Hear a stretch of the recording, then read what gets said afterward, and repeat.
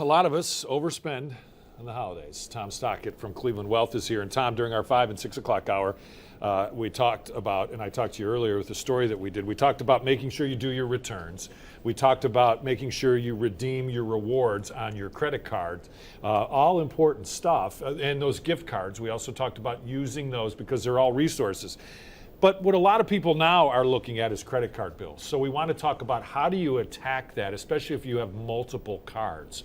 Where do you start with that? Is it with the high balance, or is it with the high interest, or where do you go? Yeah, you got it, Brian. You know, it's always tough this time of year when you're starting from behind and we got this balance on the credit card. So even before we figure out which card we're going to tackle first or which debt, it's so important to figure out a goal and how you're actually going to accomplish this. Good point. How much time is it going to take? How are you realistically going to do this? Where is the money going to come from? From savings, a little extra overtime at work, but where are the funds? Maybe your tax return, where are the funds going to come from?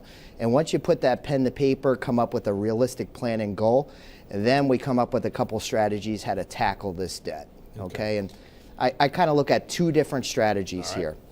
First is, I like this one the most, let's tackle the smallest balance, and let's get some momentum here. Let's feel the success and feel as though that we're on track with our goal in covering our debt. And then the next step may be to hit the card with the highest interest rate, okay, which it can be very important.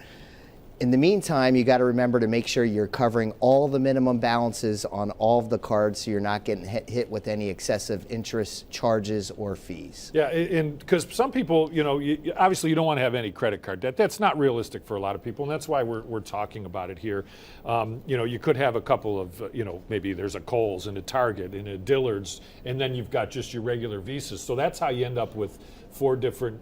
Why do you feel it's so important to go after the smallest credit card first, the smallest one with the smallest balance? Is that just because it reinforces a positive that you're getting something done? I think so. It's encouragement that you can handle and you can tackle that goal.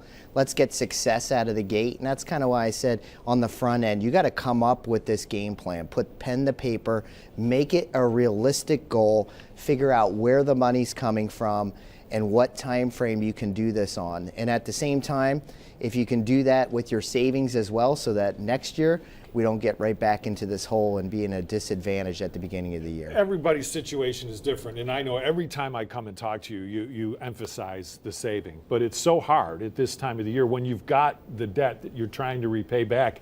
How, is that where you say this all the time, putting pen to paper? Yeah. Is that where that comes in to try and drive some savings? It does, and traditionally when we think about our finances, we usually think about a calendar year. You know, how did we do January 1st to December 31st? And with some of these bigger concepts and plans, we have to look over a longer period of time.